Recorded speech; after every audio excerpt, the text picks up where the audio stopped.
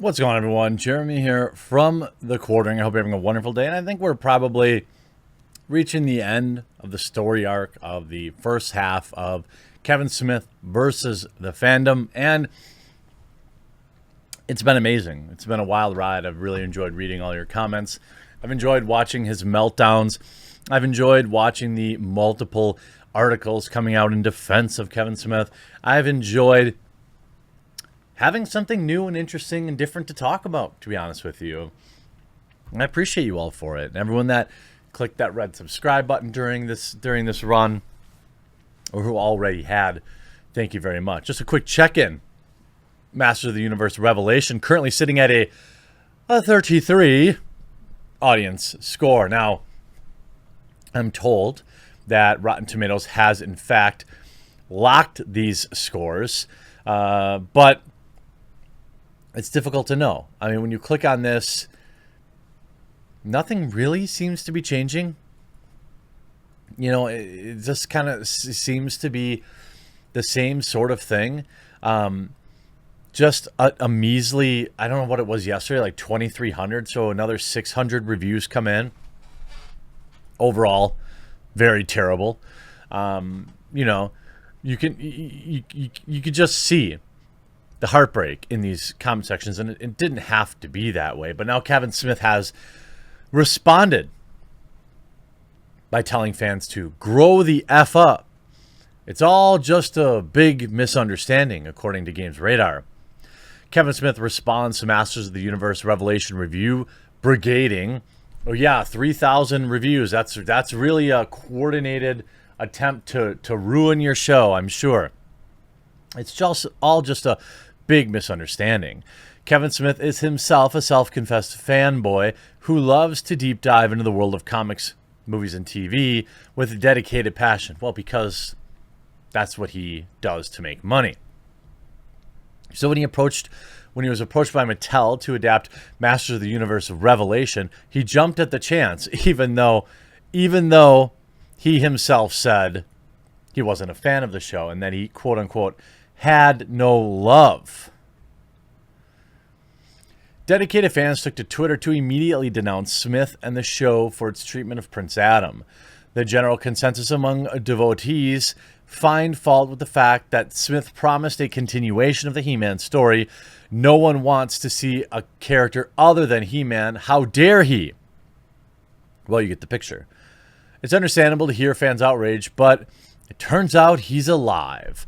Well, again, it's like, does anybody in the media actually watch the videos that get made or listen to the reasons why people are angry? Because it sure seems like that's not the case. Because, again, it isn't like people just wanted He-Man only and no other possible storylines. It's that it was hardly He-Man. That He-Man was rarely in his own show. But it's like the media just doesn't want to acknowledge that fact. I see people going online, hey man, they're getting rid of He-Man, Smith said during a conversation with Variety. Like, you really effing think Mattel Television, who hired me and paid me money, wants to do an effing Masters of the Universe without He-Man? Grow the F up, man. Like, that blew my mind. A bunch of people being like, oh, I smell it. That's a bait and switch. Adds Chris Woods, who voiced He-Man.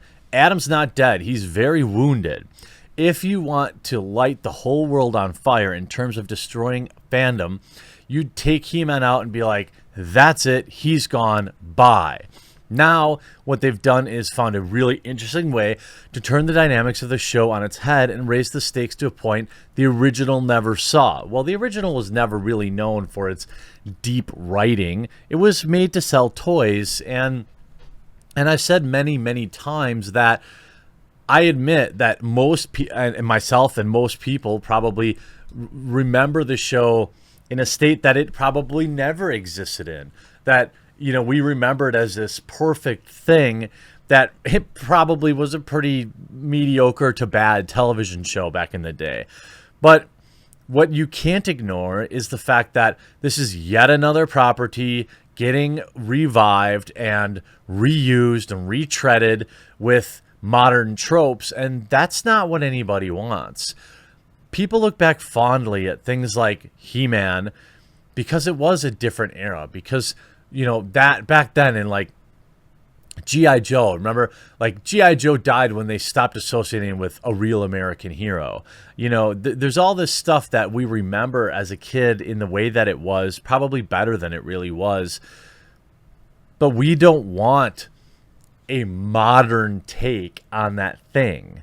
We want that original take preserved as much as reasonably possible. And that's not what they did with Masters of the Universe Revelation. Now, we could say that, you know, in the second half of the first season, He-Man could come back and just totally dominate the screen and be amazing. Sure, that's possible. That's what Kevin Smith keeps alleging.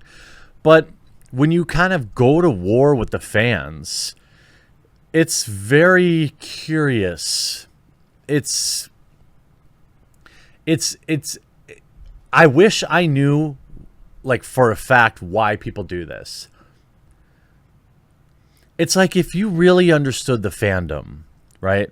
If you really wanted to make something for He-Man fans, you never would have made He-Man Masters of the Universe Revelation. You wouldn't have written it this way. You wouldn't have treated Prince Adam like a bumbling idiot. You wouldn't have cut him out of his own show for the first 6 episodes for the most part. You just wouldn't have done these things. Yet I'm supposed to believe that Kevin Smith, you know, the guy who really hasn't done anything of note in 25 years, is just a huge fan of Masters of the Universe, and he totally understands the fandom. And when he says stuff like, it's just a vocal minority of people, but where is the majority of people? If a vocal minority, and I would argue that 3,000 negative reviews on Rotten Tomatoes is a minority. That show had to be watched by at least 100,000 people. So the fact that 100,000 people consumed the product and only 3,000 left negative reviews, yeah, you can make the argument that that's a negative or a vocal minority. Except, where is the majority? Where's anything in any meaningful numbers? If the number of people that enjoyed He-Man just so vastly outweighs the number of people that were disappointed in it, why is there like no positive reviews? Like, usually most of the 4 and 5 star reviews are like, take this, chuds. Now there are people who enjoyed it. Great and fun watch. Not the greatest, but the 80s cartoon wasn't either. But really darn good. Totally a fun watch and worth the time to see it 5 episodes. See all 5 episodes before judging it. Left a 5-star review. I think that Kevin Smith he set himself up for this fan outrage. And because it seems like, by his own admission, Netflix doesn't care about negative reviews because they're good press, maybe it was all on purpose. You know, I'm starting to think that when we look at the last time that we had this kind of existing fandom backlash at this level, it was for The Last Jedi. And it almost feels like they do that on purpose to spin the narrative of the toxic fandom and gatekeepers, and they don't like strong independent women who don't need no man. But you get all these headlines now. Grow the F up. Director Kevin Smith has something to say to He-Man review brigaders. Again, they're just lying about this. 3,000 negative reviews is nothing. And we talked about this yesterday. I was surprised to see, IMDb being used so much. But even here, you have 12,000 reviews, where only 4,000 of them are giving it a 1. And you have 2,400 giving it a 10. So I guarantee these 2,500 10s are review brigading as well. It's not the same thing. And when you say this stuff, you tell people to grow up, bro, your entire business model relies on us not growing up. You get that, right? By telling your fans, grow up, well, then we wouldn't be watching Masters of the Universe Revelation, would we? We'd be watching some documentary on snails. Or, better yet, be outside spending time with our families, touching the grass. Grow the F up. Like, that blew my mind. Bunch of people like, oh, I smell it, this is a bait and switch. But it is. He did bait and switch.